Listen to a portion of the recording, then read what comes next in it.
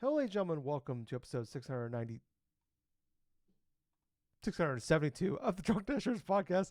I'm your host, as always, I'm Tyler. And joining me, we have the man, the myth, the legend himself, Sir Colonel Gables. It's the second week in a row I messed it up. Sorry. Oh, well, hell. It happens. It happens. We've been doing this for so long now. The number is starting to look into the same. Yeah.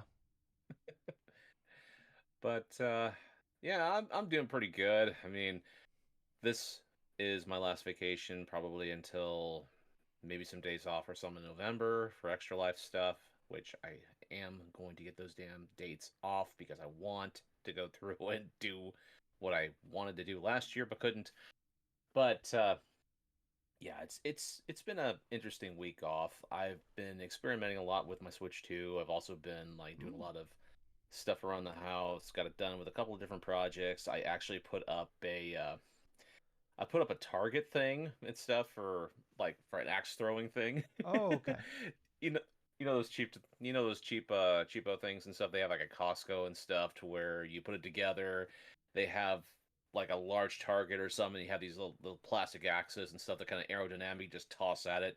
So I've been playing a little bit of like an axe throwing game stuff. A couple bullseyes here and there, and then Nice. can't really play in the wind or else the wind's gonna blow everything else away. Yeah.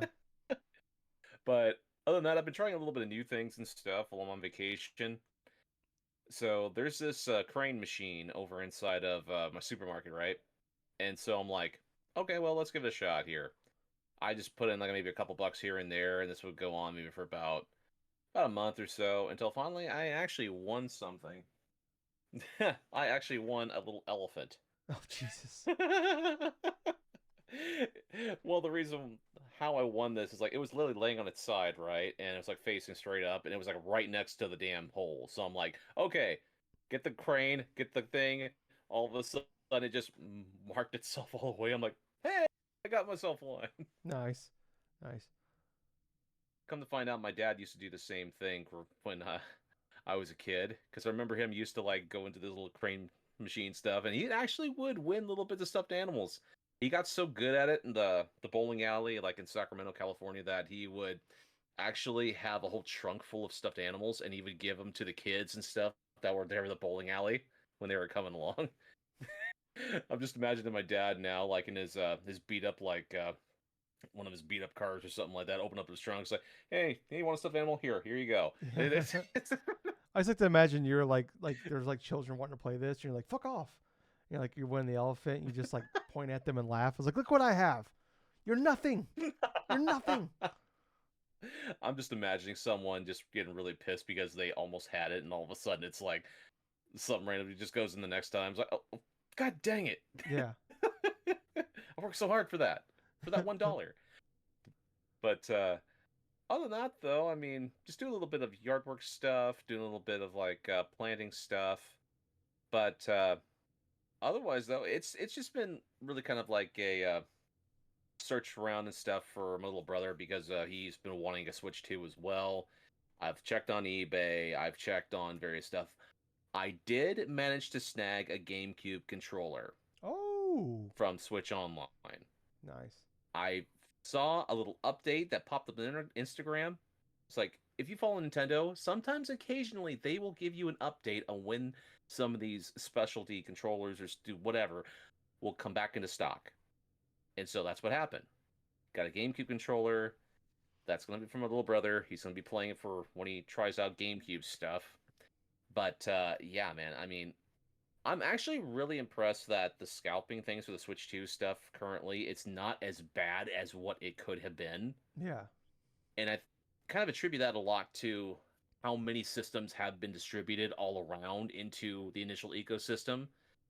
I mean, hell, I'm seeing things sell for maybe like twice their initial worth. So say if it's like 450, it would sell for like maybe 650 or close to around 700 give or take if it has the Mario Kart game and like the little Express SD card or something. Yeah. But yeah, other than that though, I mean, all the stores around my area are clear out. The only thing I managed to find was like a carrying case, like the SD card and stuff, and like Also, freaking go to Costco, and then they don't have the Switch 2. They just have all these Switch 2 Pro controllers Yeah, instead of a little nice. freaking display. I'm like, what the hell? But honestly, considering that the Joy-Cons, the Switch 2, are pretty much almost the same as the Switch 1 Joy-Cons and all their faults and all, give or take, from what I understand, you can individually replace like the little analog stick modules or something like that separately. I think that was the key difference, and it's not like built into the board. But don't I'm not too 100% sure about it. I've not breaking down a Joy-Con 2 controller, nor do I want to do that, considering I spent like over 500 just for the damn system itself. Yeah. But other than that, though, everything else has been going fine. I'm actually kind of ready to get back to work this coming Wednesday, but I still have a few days left just to go and just enjoy it. But Tyler, how have you been doing? I'm doing all right. Doing all right. Third week in a row, I forgot to get beer, so I'm drinking Fruit Punch Powerade and Tito's vodka again. I Oh, keep forgetting. I keep. It's pretty good. It's not bad. But I do miss beer. I keep telling myself, Tyler, after work Friday, stop at the gas station, get yourself some beer, and then I get off work and I'm like, no, what I don't know what I don't want to do, go anywhere but home. So then I'm like, fuck it, I'll just do it Saturday. And then the next thing I know, it's like 9 o'clock, and I'm just like, I ain't gonna go to the gas station. It's 9 o'clock on fuck that. So yeah, I'm doing that again. It's not bad. I got I had a full bottle of Tito's up there, so I've been slowly working away on that one. But yeah, no, I'm doing okay. Busy week as always with work and everything like that. I did nothing too crazy with me. I did set my work truck on fire. But other than that, I've been huh? doing fine. You set your work truck on fire. Okay. Let me rephrase that. I didn't set it on fire. It caught on fire. Uh, Oh but wow. to be fair, I'm not gonna say where I work. But to be fair, I did put the fire out. So Okay. yeah, I got out of my truck. I made my delivery. I walk back to my truck. I see some smoke. I'm like, oh, that's weird. And I walk around like the customer's car, and I just see flames shooting out of the hubcap. I'm like, oh my god! So I quickly went over there and I was able to put the fire out. So, but I did call 911 and they did come. I stood about 100 yards away from my truck because I'm like, I'm not gonna get in there. I'm not gonna get anywhere near it. I grabbed my stuff out of it and I was just like, I'm just gonna stand over here. Unfortunately, though, it was a 95-degree day. It was the hottest day of the year, so I had to Oh. wait almost 3 hours for a tow, and I had to sit out in the middle of nowhere in Iowa in the sun and wait for a tow. But the firefighters told me I did a good job. I put the fire out, and no, Hey. yeah. So that was interesting. Yeah. So I called dispatch, and they're like, "How?" I'm like, "I don't know. I don't know." So, but yeah. So, anyways, that was my fun week. Um, God. yeah, but yeah, no, I did also like was able to get a pro controller for the Switch 2 as well. I wasn't planning on Nice. getting one, but then I did see one, and then I had like enough GameStop credit to I can get one, so I got it for whatever for free essentially, or with my credit. And so I got that on I want to say Thursday. So I've only spent a few hours with it, but I do like it. It does feel nice. The rumble is really good on it. Like it's definitely like, I mean, it's a lot of money. Don't get me wrong. Not, but I will Yeah. say like the build of it and everything like that. Just because I was using my Switch One, I have like my launch pro controller for the Switch One. I've been using that, and just going from that to the Switch 2 one, it feels like it's honestly going from like the PS3 controller to the PS4 controller. Where, like the PS3 one just felt like so light and like cheap and like a toy, and this one's like this feels like I feel like I can kill somebody with this thing. Like I can straight up This feels like murder somebody with yeah, this this thing. Like, there's some dude, this feels heftiness like to you it. can actually like just bludgeon someone with it because of how Yeah. thick this damn thing Is is. that why? Is that why you're practicing your axe throws? Because you're gonna use Switch 2 controller to take somebody out. You're gonna be like that. You're gonna be like that dude in the remember like the old George W. Bush where he's like doing a speech and the guy just chucks shoes at him. That's gonna be Gables, but it's gonna be him with pro controllers, just chucking pro controllers at people. To this day, I still laugh that George Bush at the time actually just literally ducked out of someone's shoe It was and honestly tossed very at him. impressive. Most impressive thing he did in Yeah. his 8 years as president. But yeah, no, it was yeah. So it's a very nice controller. I'll say that. It's like like I Mm. said, it's not cheap. I'm not gonna sit there and say No. you need to buy it, but I will say like if you do buy it, I don't think you regret it. Yeah, but Gables, I guess you know what? Fuck it. We're getting actually before we get to the topic here. if you guys like what we're doing, like a show, we're that's Gables and Tyler. We've been doing this for over 12 years now. If you want to support us, please like, follow, subscribe. We're on everything: YouTube, podcast services, Apple, Spotify, whatever. Please like, follow, subscribe, 5-star reviews, tell your friends, stuff like that. We don't, we don't make money off this. We just do it because we love video games. So if you guys want to support us in any way, we appreciate it. Like, really, YouTube is the best way to do it. We're doing like live reactions and stuff like that. If you guys can support us over there, we really appreciate it. But Gables, let's just, we already kind of touched on it.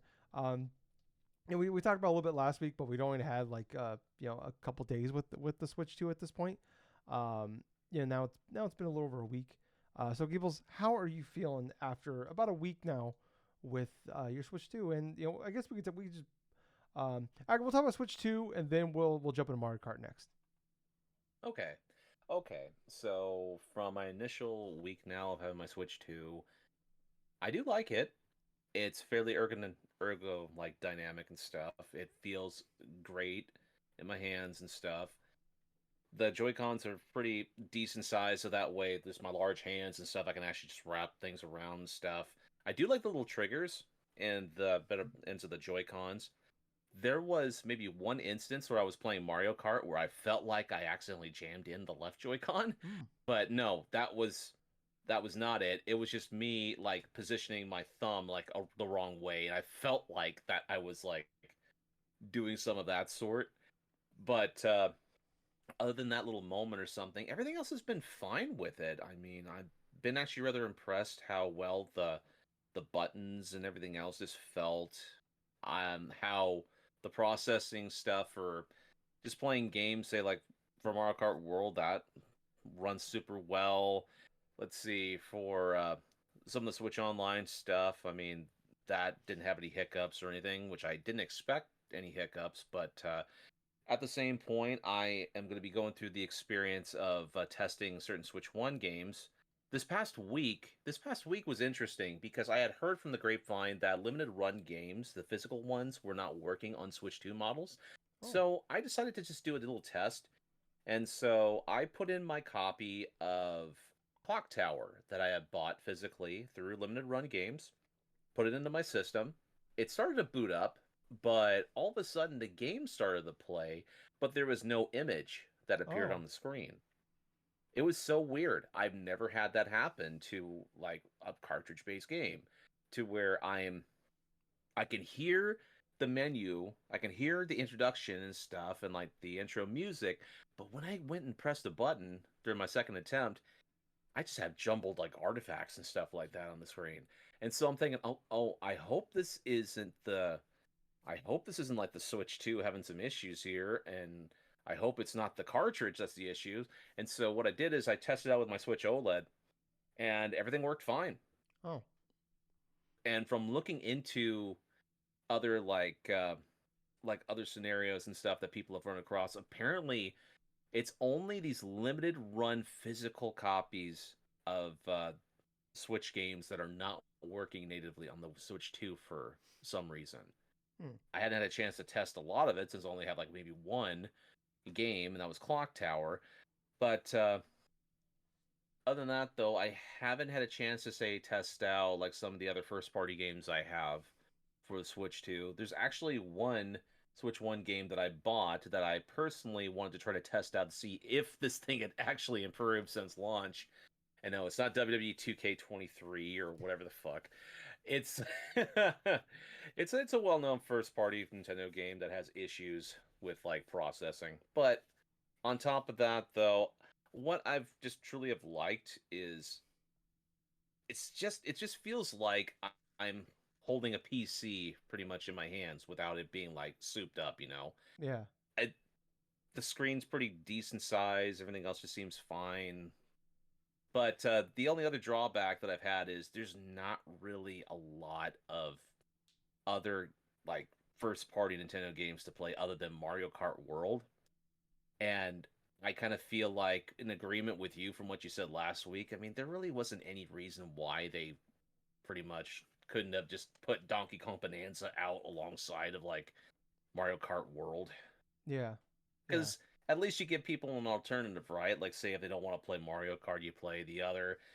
But on top of that, though, and like I was mentioning to you, before we started recording, I was just doing a checklist because predominantly I want to go and just collect like the physical editions of Switch 2 games that I can. I don't want to collect game key cards. I don't want like a code in the box type of crap. But I want to have the full-on game on initial cartridge. And from doing a little bit of research, there was a thread on Reddit that I did check and double check with. There's like maybe 5 or 6 at this moment, and there's just a bunch that haven't been confirmed yet. But it's just kind of like what first party games you would think would be having physical copies. Obviously, Mario Kart World, the full game's on the cart. Legend of Zelda Breath of the Wild and Tears of the Kingdom, the Switch 2 versions of both of those games, yeah, the full complete game and the DLC, it's on that cartridge. But if you own the Switch 1 versions, obviously you have to pay a $10 upgrade in order to get it to the Switch 2 version. Mm. But as far as the ones, there's one I think it's called Guardians of Ozma or something. It's a game that's from the series of like Rune Factory series and stuff. Gotcha. Okay. I may have had a mistake in terms of the name, but that initially has a Switch 2 version that all the game is on the card as well. But the big one is Cyberpunk 2077, the Ultimate Edition. That one is also on Switch. And so I do happen to have that game as well. I did buy that physical copy because I was legitimately curious. Because CD Projekt Red, when they did the initial release of Witcher 3, they touted they did their best in order to try to fit all that stuff like performing on the Switch 1, and so they get the most power from what it's worth and stuff of like Nintendo system stuff before. But yeah, I really much have enjoyed my time with the Switch 2. Yeah. Yeah. I think the whole game keycard thing, like, it's very impressive that Cyberpunk was able to do that, or CD Projekt Red was Yes. able to do that, or whoever they maybe hired to do that. I don't know. It could have been a third party team. Um, but if the way I look at it, if like I'm almost like a mid tier or smaller team that like is able to put out a physical edition of for Switch 2, like, because I hear some people that like a lot. I mean, it's the internet. So take it as it is. It's obviously not the main audience, but like you hear a lot of people that say like I want to like buy these games that are physical on cart, just almost as a way to support them, or just like hey, this is what we want. So I honestly, if I'm like this like middle tier team or like an indie team or whatever, and you're putting on a physical edition of this thing of your game on Switch 2, like I get why teams or companies and studios are doing it, because it is like that's a lot cheaper. The margins are a lot higher if you just do the key card thing. But if I'm like a smaller team, like, and you're seeing a lot of support for these teams and these studios that put out the actual game on the cart, like I might just take that loss in the margins, because like yeah, we might make less per sale, but we're gonna make that money back on sale. So I do wonder if that might be a thing that happens more in the future, because it does seem like this is happening quite a bit, as we see with like we're seeing a lot of frustration and stuff like that with like all these teams out there, all the basically, like I said, I think there's, well, I guess only two. I only knew Cyberpunk, but I don't think, as far as I know, I don't know if anything else is like anybody else besides first party stuff has been confirmed coming up to actually be on the cart itself. So I'm interested to see if like that might become a thing that like maybe not this year, because I wonder if a lot of people that are already like have stuff like in the pipeline to come to Switch 2 physically, like they maybe that won't change anything. But like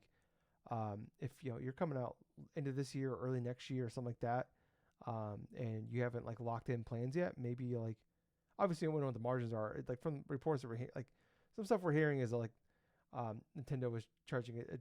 I mean, we don't. I mean, we're talking about probably a couple bucks here, probably more, to put the thing on the cart. But when the margins are thin enough as it is for selling something physical, I can understand why maybe you want to save a couple bucks.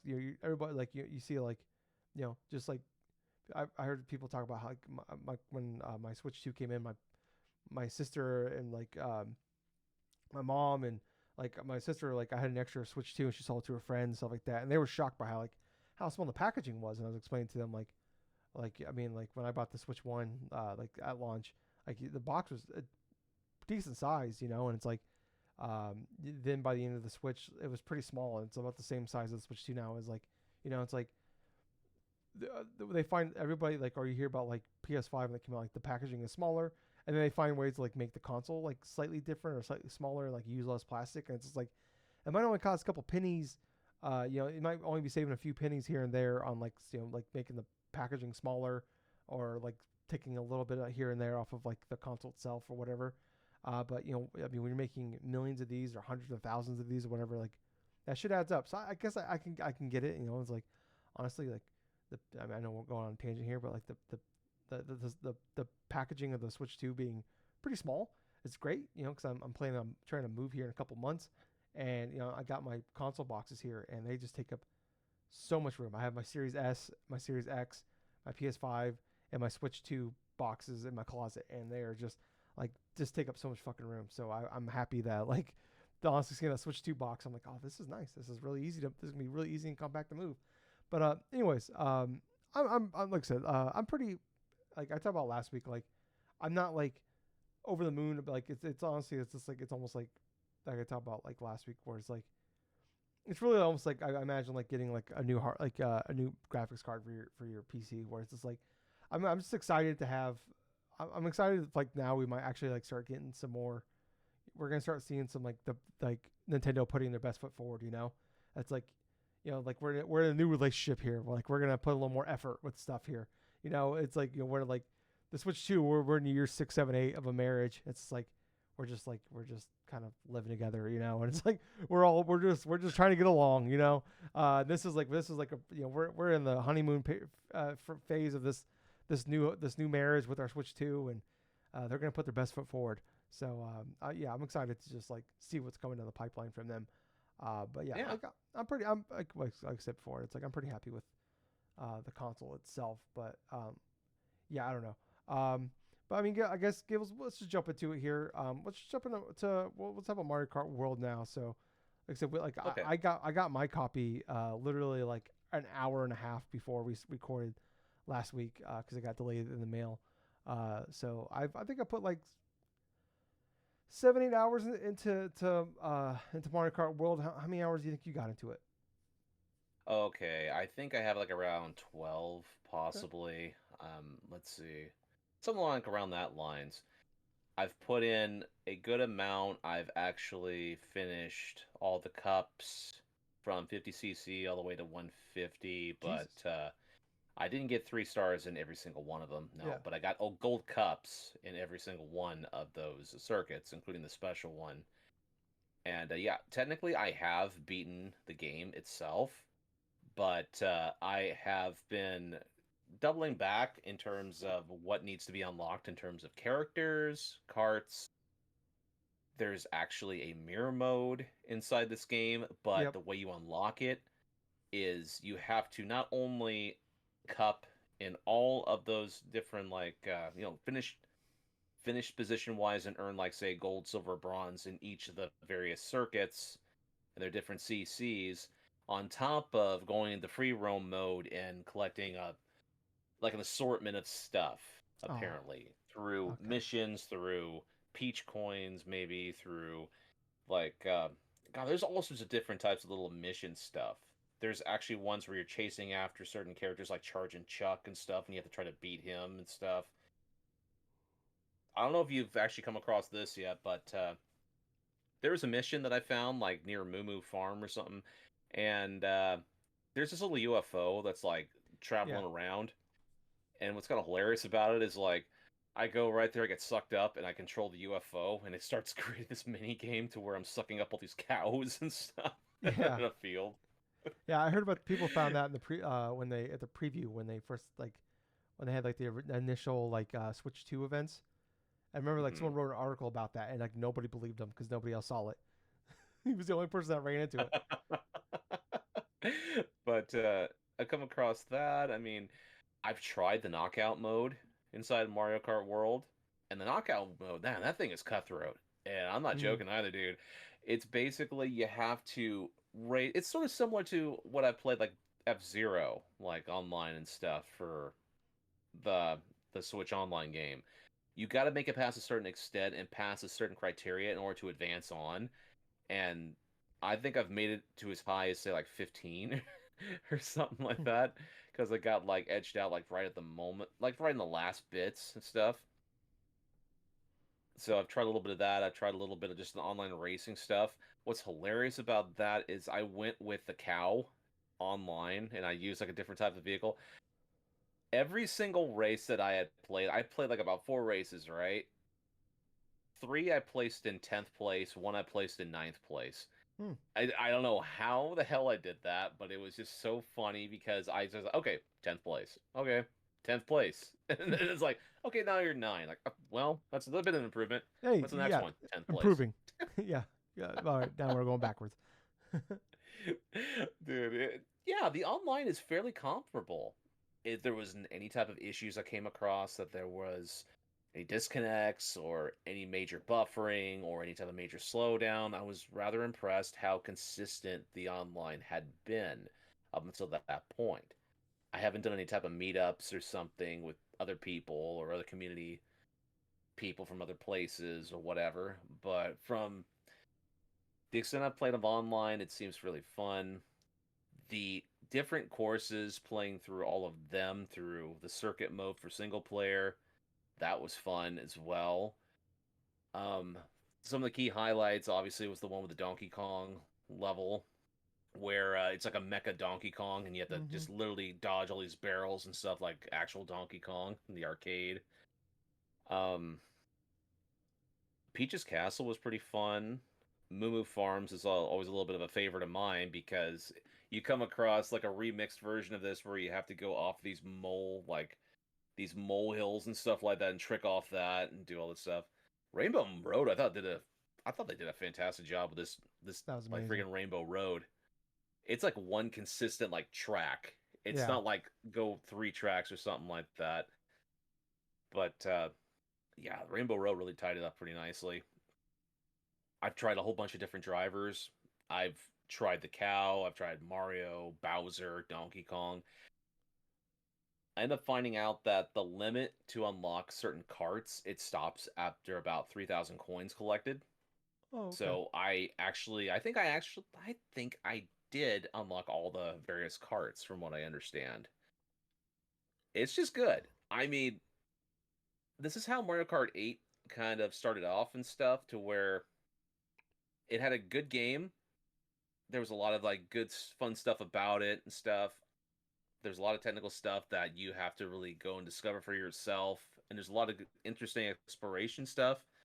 I really wish, in terms of this whole free roam stuff, that they would have labeled it on the map where the fuck things are at instead of you having to go and discover stuff. I'm so accustomed to Ubisoft stuff and their open world things and all these icons everywhere and this and that. There are where I just wish Nintendo would have just done that because I Yeah. would have found it out, got done with it, checked it off. I'm like, okay, now I can go to the next stop instead of just spending 5 minutes trying to find something around this particular area and then just discover a whole bunch of different things that I wasn't meaning to by accident. But it's been pretty damn good. Yeah. But what were your thoughts? So, Um, I think I've been pretty happy with it. Like I've not put as much time into it as you have. I've done the 50 cc's on everything in the Grand mm-hmm. Prix. I've done a couple. I got gold in all those. I got a couple done as far as like 100 cc's. So I'm trying to go through that and get all that done. One level at a time. I've done most of the knockout mode like on 50 cc's. I really the knockout mode. I think is probably I think I might like that more than Grand Prix at this point. Have a lot of fun with that one. I just want to like unlock. I'm just trying to like I wanted to unlock all the levels before going into the knockout mode though. But yeah, I've been really happy with it. I got for me though, like I think some of like the big levels are some of the best tracks ever made in Mario Kart. I guess the only thing I don't like, I don't know if I love um, where like it's just one long track, like instead of like individual levels in like a Grand Prix mode. You know, when you go through a cup where it's just like 4 different tracks, like I kind of prefer that than like I just feel like like the middle tracks are just kind of like going down highways or going through like water and stuff like it's just like I don't know. I don't. They're not as exciting. Like the first track and the last track are amazing. I love those. But like I feel like the middle ones are not as exciting. It just feels like I'm just kind of driving around, and like I mean obviously it's a little more a little more hectic when you get the higher difficulty levels. I know that, but like I don't know, the fun of it is just like how crazy some of the levels get and how crazy some of the tracks get and stuff like that, and just like the way they incorporate um, other games into into what they're doing, or like just like the Moo Moo Meadows and stuff like that, just like these fun tracks. It's like so many of them are just like I'm driving around streets, or I'm driving uh in down a highway. A lot of like just driving around highways and stuff like that. But I do enjoy kind of how hectic the levels get. Even like not that it's more difficult, but like even on 50cc going through those for the first time, and it's just like I'm not like it's usually it's like for decades of playing Mario Kart on 50cc. It's like almost you're basically just driving by yourself for the most part, and like you never after like the first like lap you don't see anybody again unless you're lapping them, going past them again. And in this one, like I don't like I'm not like all the time. Like some levels, I'm like they're still like fairly close to me. Where like a couple well timed red shells or something like, and they're right up on me. I I I don't know how much I'm digging the grinding and the wall riding. Like because like with the way you gotta do it, where you gotta go straight and you hit like the R button to jump, and like you can kind of get like the prepared to jump to do the jump to get onto the wall and stuff like that. It's just kind of like because like sometimes I feel like I'm doing it right, and then like but I end up drifting instead. I'm basically just been playing it like I'm playing Mario Kart 8 still. So I haven't been doing too much of the. I've done some of the grinding, but I'm like as far as the wall riding, I've kind of just given up on as of right now doing that.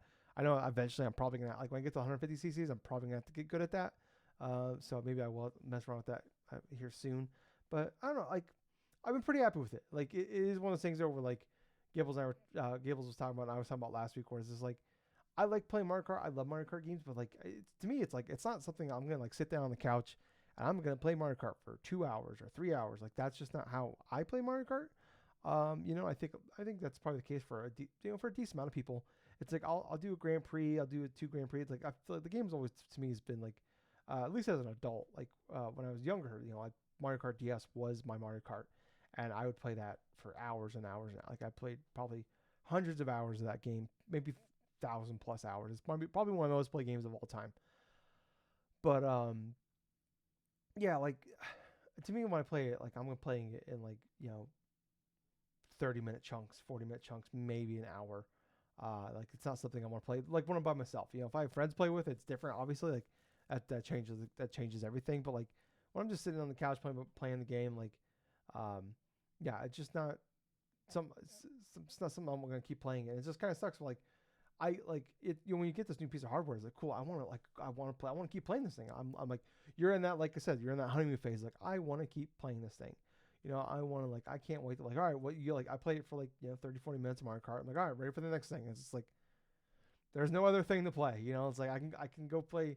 I can pay $10 for the tech demo, or I can buy a port of a game that's been on other consoles for years that and pay full price for a game I played elsewhere, or I can get for a lot cheaper, and it'll probably run better on other platforms. So that's kind of a big disappointment right now. It's just like I enjoy Mario Kart. To me, it's like I give like probably if I had to give a score on it so far, it's like an 8.5 type of situation. Like I'm enjoying it quite a bit. I'm not in love with it. Like but like yeah, I don't know. It's just like I don't know. This isn't really a Mario Kart thing, but it's just yeah. Like I wish, like I was saying last week, like Gables mentioned, like I just wish there was something else with this thing to play. Like another big third party, like something big from a third party developer that at launch, like like original thing, like an exclusive at launch, and just like it's not really there. It's just a lot of like I said, a lot of ports, and like I don't know. It's like it sucks that like usually Nintendo has like two decent sized like games at launch with their platform.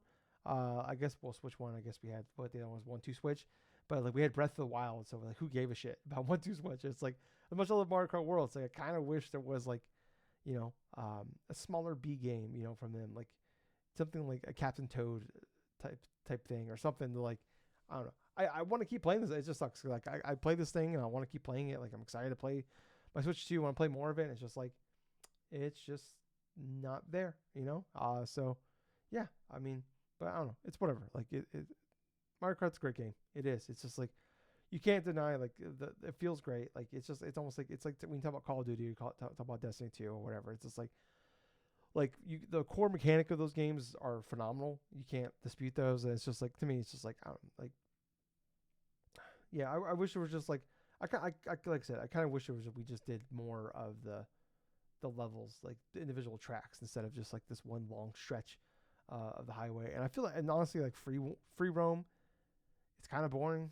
I keep getting like I don't know. It's just like all right, I'm gonna jump to it. I'm gonna give it a. I keep going. I've done like 5-6 times now. I'm like I'm gonna try it. I'm gonna get into it this time, and I'll play for 10-15 minutes. I'm like, I'm just kind of bored. And it's like like Gables mentioned, it's like I don't need like this gigantic like Ubisoft map. You pull up, and there's a million icons on my screen, but like I kind of wish like I'm not saying give away like you can still have the fun little secrets and stuff like that, but it's like I kind of like show me where like the P blocks are. Show me where something like like give me some like things to like let me like points of interest to go to, because yeah I drive around. It's like oh cool some coins. Oh cool there's a P block, and then you just drive around like it is fun to like yeah it's kind of like when you play an open world game and you just get to like you find these random events and stuff like that, but it's like I don't know. But you drive around for 2, 3, 4 minutes, and it's just like, all right, that was like you do this 10-second thing. All right, it's over, and like, or like, and like if you play a game, like a lot of them, like get all the blue coins, and you get the blue coin, but like it sucks if you miss one. Like the Mario Kart, like racing itself, like it's not like a Forza type situation where I could just hit like the drift button and like do a quick fucking 180 spin and go and get this thing. And like Mario Kart is not really built to like do a quick 180. So it's like if you miss a blue coin or something, or you miss something, it's like you're just kind of fucked. Like you might as well just start the challenge over again. So like I kind of wish there was a way to like just quickly like restart the mission instead of like I have to wait for the timer to run out again, because it does suck when it's like all right, there's 15 seconds left. I missed it. Like I'm not gonna be able to get like to go wrap around, get that, and then get back on track and keep going. It's just like man, I just wish there was like a quick way, or like even when you do fail and you hit retry, it's annoying that you have to like drive up to the P block again, hit the thing, go through the. It's only a few seconds, I know, but it's like, just fucking start me right where I want, like right at the beginning. What are we doing? It's 2025, all right. Just give me right in front of like, I hit retry for a reason. I want to do this mission again. Let me do the mission. God, just put me right in front of the mission, instead of like making me drive to the P block, set the thing, tell me what I gotta do again. I'm like, I know what I gotta do. I failed it. I just need to do it, but yeah, I don't know. Gables walked away, so I'm kind of in a tough situation because I'm ready to move on, but Gables isn't here. You know what? Fuck it. Gables isn't here. We're gonna just move on to the Xbox showcase. Normally, Gables and I would do like after like E3 or Summer Game Fest stuff like that. We always do like an episode about each individual thing. Obviously, last week was busy with the Nintendo Switch. We're real life, being busy. Then like we had a State of Play, we had Summer Game Fest, and then we had the Xbox Showcase. So and then we had a Switch launch, and we had Mario Kart stuff like that. So we just ended up doing like State of Play and the Summer Game Fest stuff, along with the Switch 2 and Mario Kart all in one episode last week. Went a little longer with that episode, and then we were gonna do an episode Sunday. I did a live react to the Xbox Showcase, but I had to get up super early on Sunday after being up late recording the podcast and editing the podcast. First world problems, I know. Then I had to get up basically had to get up like 4 hours later to then go do something. Play physical golf with a friend. So I had a great time with doing that. But like, get up early, got home, basically was just in time to do the showcase. Did the showcase, and then like immediately after, my parents I had to go to my parents' house, help them do a bunch of stuff. So I was very very tired on Sunday. And I was like, I just want to go to bed early, and get a decent amount of sleep because I gotta get up early on Monday for work. So I told Gables we will record the Xbox thing on Monday. Then it was just a very long week. It was very hot. So long story short here, it didn't happen. So that's why we didn't have one. I apologize. That is on me. Gables wanted to do it. I wanted to do it. It was just by the time I got home and ate dinner, I was sitting on the couch. I'm like, I could just fall asleep right now. 5 minutes after hitting the couch. There's no way I'm gonna be able to do a podcast on top of it. So. That's why it didn't happen. But I'm just gonna run through some of the stuff here. If Gables comes back anytime down here, he'll jump into it with it as well. But kind of just something about the Xbox Showcase here. Kind of some of the bigger stuff that stood out. Final Fantasy 16 out now. 7 remake coming here soon to the Xbox. It's great to see. Finally, it's been over 5 years now since 7 remake came out. It's been over about 2 years since 16 came out. Both games I love. Final Fantasy 16. I love that game. It's one of my I think some of the coolest fucking um, boss fights ever in a video game. Visually, maybe the most stunning game I've ever played, just from like what that game is doing on a visual standpoint. And like I don't even have an OLED or a PS5 Pro, and I would love to play that on a PS5 Pro with an OLED because that would probably I would be balling like a goddamn baby.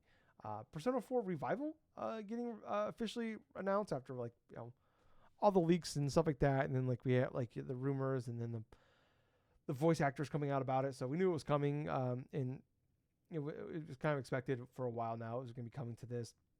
It's weird though. Is this like it was like a quick teaser, so it feels like this game is probably if we see it in 2026, be happy type of situation. And this is a game I was thinking, okay, we might be playing this in early next year, and this is a game we might not be playing next year at all. So I thought Black Ops 7 being at the showcase was fine. I expected it to be there. I thought the way they showed it was very weird, and then making it the one more thing was kind of lackluster. Like I'm fine with it being there. Like I think in a vacuum, if this was at this, they did the same trailer, but they did it like in the middle, it would have been fine. But it was just like Phil Spencer setting it up as a one more thing, just kind of like a wet fart. I think for what people want. It's at an Xbox showcase. Like I get like this being at the showcase is smart for them because like Call of Duty will get more clicks and more views, and that will mean they'll see other games that Xbox is doing or other games that are coming to Game Pass, see the ROG Ally, all that stuff. So having it there, like having it in the thumbnail or whatever, is smart to do. I just thought the way they did it, and the way they revealed it, was just really wild.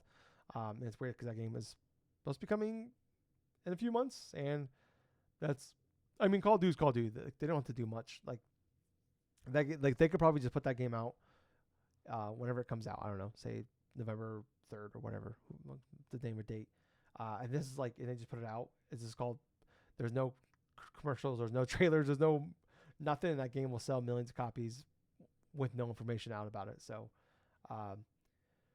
yeah. Anyways, Grounded 2 being revealed. It's pretty crazy that Obsidian is making putting out a third game this year. Even though this is coming out essentially in can't remember what Xbox calls it, but it's basically their early access. I think July 29th was the date for that one. It's pretty cool to see. Grounded is a game I tried out a few years ago, and it's just I'm not survival games are just not something I really get into. Like everything I see about the game looks awesome, but I don't want to do the base building. I don't want to deal with all that shit. So, but it is cool to see. It's just wild. Like I said it years ago. Like I love Obsidian. I've loved Obsidian for a long time, and to me, it's like I felt they were probably the biggest, most important studio they bought of all those studios pre-Activision. Okay, Gables is back. Gables. I moved on to the Xbox showcase stuff here.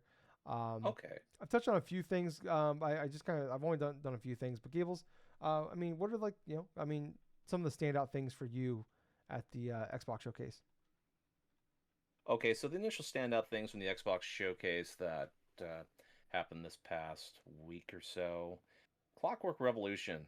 Mm. That was one of the biggest ones I initially saw because everything about it really felt interesting because it felt like it was a reminiscent of Dishonored mixed in with like a lot of like certain elements from say BioShock Infinite to a certain extent. The atmosphere of it kind of felt like it felt like sort of like it was I wouldn't say all over the place, I wouldn't call it that, but I did like the initial atmosphere of the game itself because it felt like it was some more like layers or something underneath, like how they do a general like unveiling and stuff, and all of a sudden there's like some hidden like meaning or something underneath all of this or something that they're not like exposing yet until you have a chance to play a little bit more of the game. But I did like the way the game looked. I did like the way how it looked like some of the gameplay stuff could potentially lead to some much more interesting, different ways, different types of kind of more or less reminiscent to like games long past and stuff. The choices matter in terms of what you make and this and that. So that was one of the big ones. Another one that kind of came out of nowhere was the whole Invincible Versus Yes. game. Because that damn game kind of reminded me of Mortal Kombat on top of like literally like Marvel vs. Capcom because you have like a 3v3 fighter, you have the characters and stuff from Invincible, which I'm not too familiar with because I never watched the show, but the So game good. itself looks fast paced. It Mm-hmm. looks excellent. It literally looks like NetherRealms made this game. Yeah. It kind of feels like, Injustice 2, only better combat and much more interesting source material and like looks in terms of the game itself. Yeah. But Gables, I just want to bring this up about Invincible. yeah, It is, you know how much I dislike anime. yeah, This is one of my favorite shows of all time. that's a big come from you because you don't watch anime, and I man, hate anime. and yet this is Americanized kind of version of it that's closest to the extent of that, and yet Yes, you like that. Gables, I think you would adore this show. Probably. I mean, hell, it kind of looks like some sort of action things. Hell, if I could watch a little bit of like Fist of the North Star and like Dragon Ball Z and all this other stuff, then yeah, why not Invincible? Okay, well But enter now I'm starting to dislike but Invincible. but speaking of which, there was a big reveal that did happen, which there had been rumored of it being potentially showed during possible the Xbox Direct. It was the Persona 4 remake. Yeah, That was a big revival. reveal. However, it was disappointing to an extent because it was only a showcase of, oh, this is just an introductory trailer. This is what we're going to be working on. I'm really kind of surprised we didn't see any clear-cut gameplay or any clear-cut, like, say, the voice acting and certain things. All we saw was the introduction of Inaba, the whole beginning portion of, oh, okay, they have these TVs and stuff, how those are going to tie in and stuff. They only did a baseline thing. I know after this Xbox Direct happened and stuff, the creator for the Persona 4 remake and stuff went on record that, hey, we're still working on this and stuff, and it's probably not going to be out for a while. They'll let us know more as it comes in. And quite honestly, it surprises me because they worked on the Persona 3 Reload, they worked on Metaphor ReFantazio and stuff, and now you have like a Persona 4 remake stuff. I thought this was going to be like coming out fairly soon, but it just Yeah, doesn't seem like it's going to be even close right now. yeah. Well, this is the same studio that made Reload, so they probably Yeah, haven't put a lot of time. And plus, they did that DLC for Reload as well, so they probably not super far into yeah. this one. Yeah, and you wouldn't think that it was going to be maybe that long or something go into it, but yeah, I'm not really too sure, quite honest with you and stuff. But I do trust what Atlas is going to do. Even from which I was watching that, I just thought in the back of my head, man, Persona 6 is going to be really that far out, huh? Like 2027, 2028, maybe. Yeah, Who knows? next gen. But the last big thing I saw was more or less something I didn't think was going to be going on like this soon, and that was the Indiana Jones like DLC, Order of the Giants. That DLC looked pretty good. I mean, I thought it looked fairly decent Did you from what play? I Did you saw. play the first game? Did you play or the initial game? The initial game, I've only seen like parts of it. I didn't have a chance to experience the whole game, but the DLC itself kind of looked like it was Okay. interesting to Yeah. that extent. Yeah. No. Yeah. I love. I'm excited for this one. I don't. No, I did not buy the because you can like pay the difference for the like deluxe Hmm. edition thing to get the DLC. If you have Game Yeah. Pass, I think it's only like $25, something like that. I might actually buy Huh. that DLC because yeah, I'm down to play more. I loved Indiana Jones, and I'd be down to jump in and play more of that. Okay, so for some other stuff that I thought was pretty good, this is kind of the smaller stuff. I love that there's a sequel to Planet of Lana. From the time I had a chance to Yes. play Planet of Lana and stuff, I really liked the story. Really loved how like organic the game felt as you were playing along and just doing that other stuff. It really was reminiscent of stuff when I first started playing it, of like a Limbo, to where it was so atmospheric in terms of what you had the chance to do. Plus a little creature and stuff that followed you along and stuff.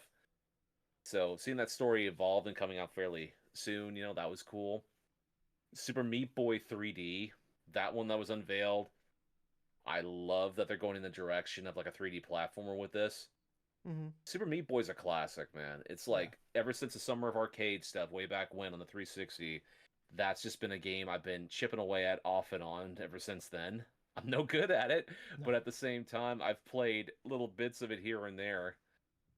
But the last thing of this Xbox Direct I really did like was more gameplay stuff for Ninja Gaiden 4. I mean, Jesus criminy. I mean, I love quick like action oriented games and stuff. And I'm a sucker for like old action games like Ninja Gaiden, Contra, all this other stuff like Castlevania and stuff. And it just looks like it's coming along good. Just can't wait to see how this game is going to do once it does initially release soon. Yeah, Hopefully. yeah. I think October 21st on that one. I want to say. Yeah. Yeah, I know it's like late October. But yeah, other than that though, I mean, the Direct itself I thought it was decent, you know, it wasn't like terrible. It definitely wasn't like say above and beyond like, oh, this is going above and beyond like everything I initially thought, you know. I did see the confirm that ROG Ally stuff compared like the team up between ROG and Microsoft for the handheld. I thought it was a smart move, honestly. If Xbox is not going to be doing a dedicated handheld stuff, then partnering with someone like ROG makes a hell of a lot of sense. Mm. Of course, that also means it's going to be super expensive too, Yep. because ROG stuff, as I can attend to from spending on this PC, they're not cheap. No. We're probably going to be seeing like about maybe a $900 to probably $1,200 handheld, Yeah. give I or mean, take. yeah. I mean, like it's gonna be good. It's gonna be well made. It's not gonna be like, Yes. yeah, like you can count on it being good hardware, but yeah, it's not gonna be cheap. So I will not be like that thing is gonna be more expensive than PS5 Pro easily. In a way, I would probably give it like about a, even from looking at other stuff, probably like a 7 out of 10 for me. Wow. Okay. Yeah, I was close to like a 8.5, 9 out of 10 on that one. I really enjoyed it. Like, yeah, there's stuff like I said, I've always said before, you're not gonna like everything in this, but like, no one is. But Yeah. like, I thought for the most part, like, I really enjoyed it. Like, I think like, if you're like a hardcore Xbox fan, you want um, like the mainline Xbox games, like those weren't here for you. But like, I think it just shows you how like different and how much like it just shows how much shit they own now and how many different like how great of a deal I think like Game Pass like I know people want to shit on Game Pass and the best deal in game and all that, but like it really is. Like, I don't think it's like just a Mm. catchphrase. Like I love Game Pass. I think it's a great value.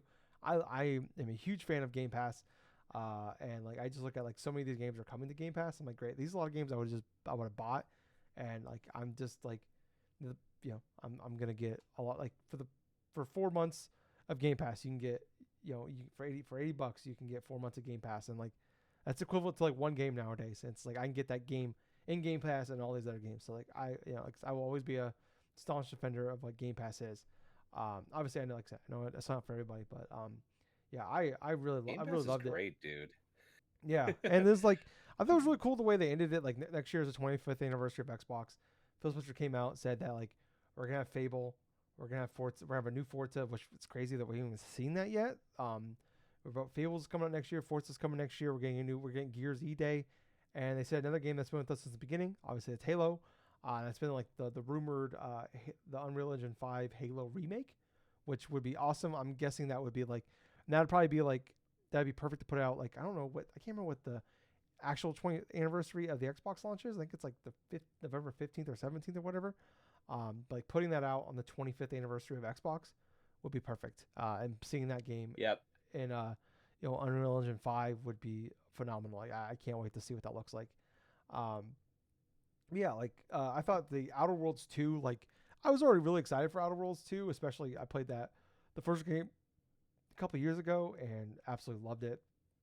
I've been a big fan of Obsidian for a long time, especially like Stick of Truth and stuff like that. I played Avowed earlier this year, loved that as well. Honestly, Avowed really just got me more excited for Outer Worlds 2. And then seeing this and then that whole like actual showcase that Ben Schwartz come out and like all the skits with him was just absolutely like him being the sequel guy was absolutely hilarious. I am still laughing about like the flaw system where you pick a flaw and one of them is just sun gazer where you just stare at the sun and it gives you like a health boost, but it gives you cataracts in the game. I still laugh about that. Like it is still funny to me. Or like the bad knee flaw where like you're better at like you move faster when you're crouched, but whenever you stand up, your knees pop and it alerts everybody around you. Oh, It is so fucking funny. I am so excited for Outer Worlds 2 is now like I was already like I said, I was already really excited for it, looking forward to it. But after watching like that, I am like it is my most anticipated game for the rest of the year, and it might be my most anticipated game period. And there's a lot of games I'm really looking forward to that are coming. But like man, like this game looks great, and like Like the biggest issue you could talk about maybe with Outer Worlds is like at that point that was pre Xbox. Like Activision bought them, or Activision, Xbox bought them as they were like finishing up development on this. So they were still working with like it was like definitely a double A budget type game. So like wasn't like graphically the greatest. The gunplay was fine, but it wasn't like phenomenal at all. Or, like it wasn't great, but it was fine for what it is. Like it was better than like Fallout 3 or 4, but it wasn't like, you know, it wasn't amazing. But like I mean, I think it's just like all the like the fun like dumb weapons they're putting into this. Like yeah, man, this game might be like I'm looking at that game like this might be game of the year. This might actually be able to beat out Clear Obscure. Like that's how excited I am for that game. Then like you already mentioned, like playing Alano 2. Like I love playing Alano 1. That was in my top 10 games for I think it was 2023. So yeah, I'm excited for that one. And then last but not least, Gables. I'm surprised you didn't mention one.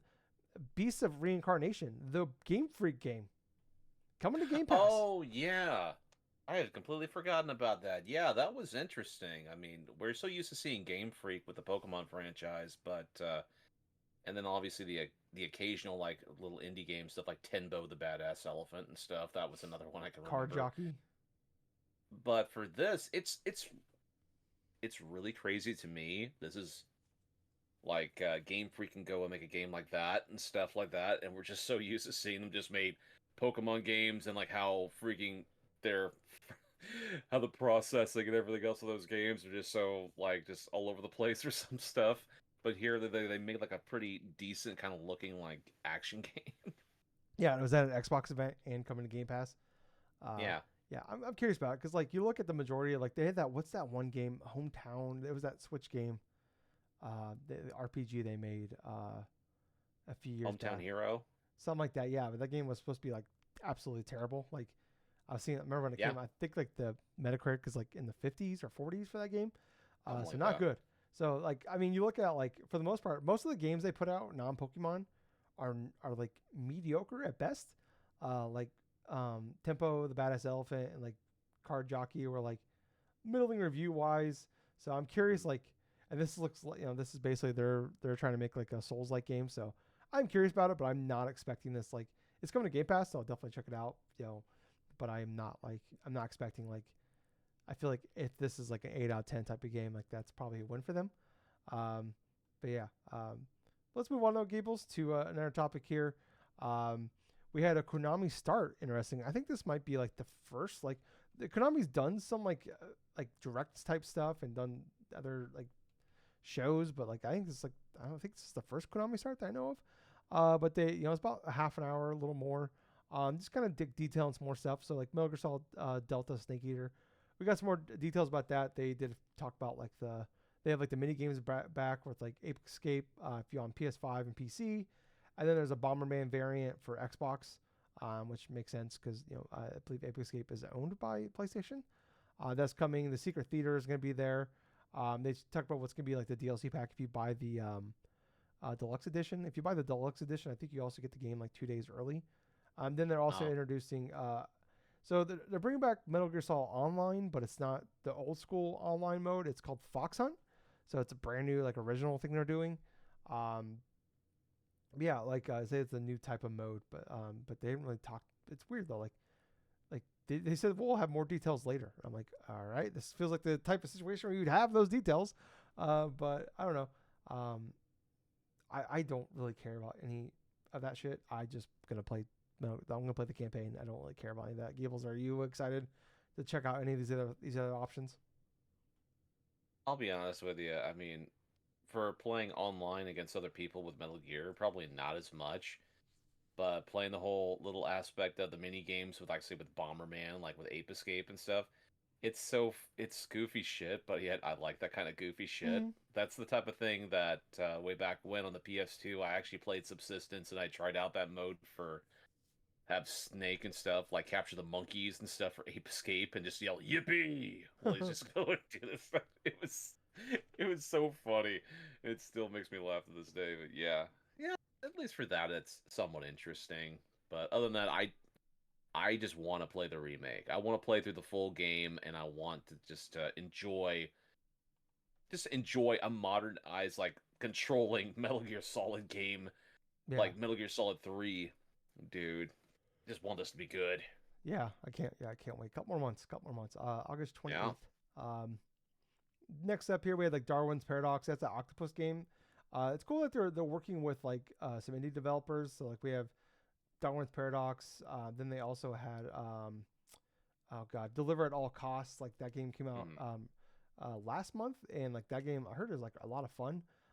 So like I don't know, like the Darwin's Paradox looks like it's almost like a limbo and like kind of style, like puzzle solving. Like you're just trying to get through like light puzzle solving, but really just trying to like get through without being detected through these environments. And I don't know, it looks kind of cool. Like I don't know, like but like I would be down. This is like the studio ZDT's studio. It's their first game they've ever made. So I don't know. It's cool to like see like Konami just like make not only bring back the old franchises, but also like working with smaller studios to like make cool shit too. So I don't know. It is very weird.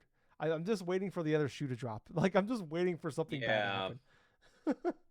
Yeah. Unfortunately for Konami, they've dealt with like 10 plus years of being out of the quote unquote making games and stuff like that for like actual making video games and more so with the pachinko type of thing. And that type Mm-hmm. of stigma still kind of reigns true for whatever they're doing currently. Yeah. They've made attempts though to actually get people much more interested inside their products. I mean, they've done like the collection stuff for the Castlevania games, the Metal Gear Solid games, the whole remake for Silent Hill 2. I mean, that was a big one. Yeah. That was a successful selling game. Yeah. And It's that was from a phenomenal. team that didn't initially make it. It was one Bloober team that did Yeah. the remaster, the whole actually no remake.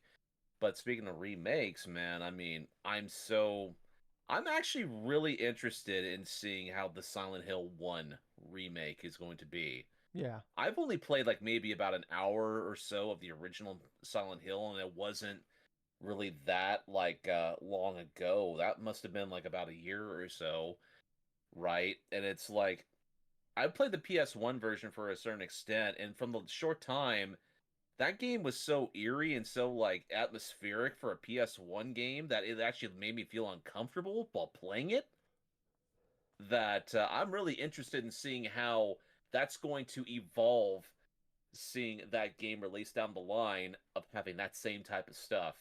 Because, man, I'll tell you what, man, it's like you have the fog, you have everything else, and the trying to find your way, trying to find your wife, and trying to do all this other shit. It's Yeah. man, it's gonna be some good shit. Yeah. I'm excited for that. Like I can't remember the goddamn game, but it was a early Xbox game, Xbox Series game.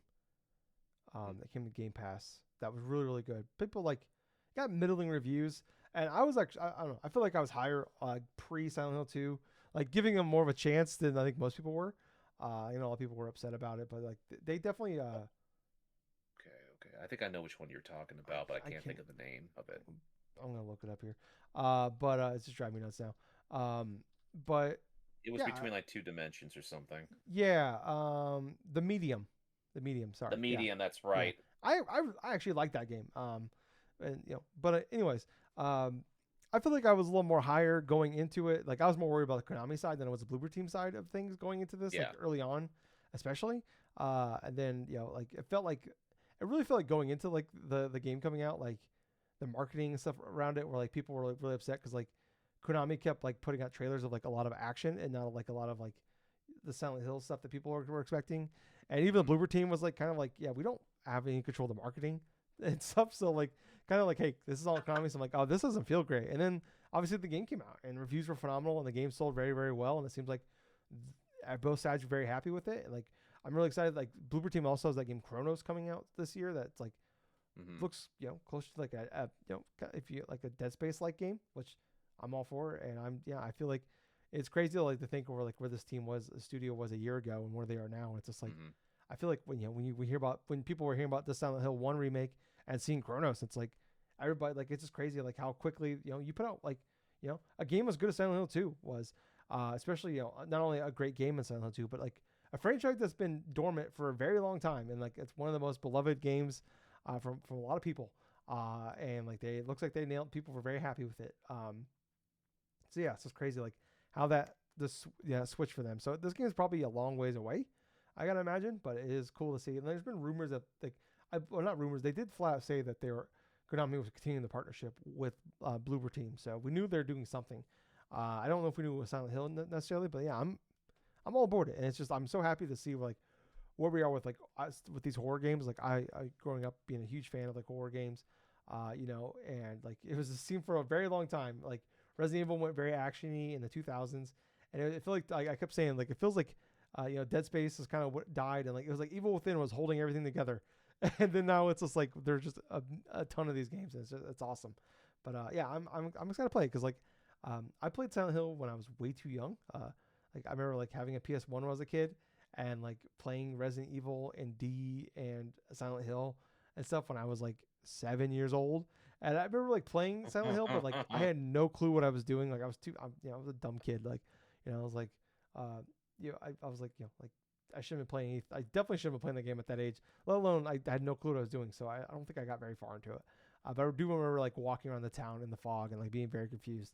But yeah, like I'm excited for this. I'm excited to see what they do with it. So it's just cool to see. Like it's crazy to think that Gables like when we started this podcast in May of 2013, like that was like the beginning of the end of like Konami and gaming. Like we got Metal Gear Solid 5, which felt like a miracle at that point. And I love Metal Gear Solid 5, but that game is like one of my favorite games of all time, and also one of my most frustrating and disappointing games of all time as well. So it's crazy to think that we went from there to like literally a decade later. That was September 2015. Here we are, June 2025. And to see like, man, like, I don't know, like it's exciting.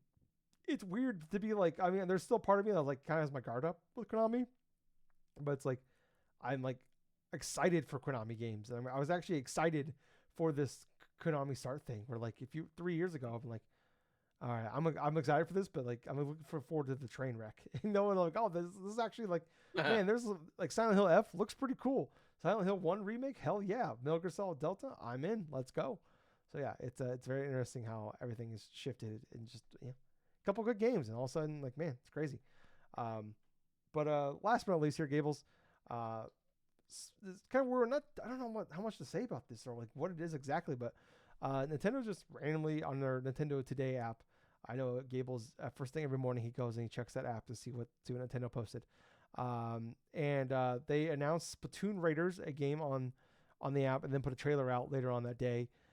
This is a spin-off. They're calling it a Splatoon spin-off game. Basically, the only details we have in the rule of a mechanic, players will go on an adventure in the mysterious Spearhillite Islands. I'm butchering that, I know, but alongside the Splat-tacular Deep Cut Trio. And we got like some snippets of gameplay. It almost looks like you're in like kind of like an open area. We have like I don't even think they officially said this year. Like there's like I said like 10 seconds of total gameplay. But I mean, Gables, how excited are you like for this? I'm like, oh, do you have any idea what this could be? Like, is there other information out there I'm not seeing? As far as information on what this initial spinoff is going to be, I mean, I'm not 200% sure. I mean, let's look at it this way. The last time we got teasing every type of like say DLC or whatsoever for Splatoon 3, it totally was something completely opposite of what people were thinking this thing was going to be. We thought it was new, it's like single player content that was like just original Splatoon, like 3 kind of narrative, but it ended up becoming like a roguelike that you went through and do this and do that. And obviously that was one of my favorite things from the last year because that was so fun and addictive in that way. But for this, I have absolutely no clue. If it's from the initial gameplay that we did see, I mean, it could be almost anything. It could be like a survival style game, which I hope not because that would suck. But personally, Bloober Team's making a Splatoon game. Oh my god.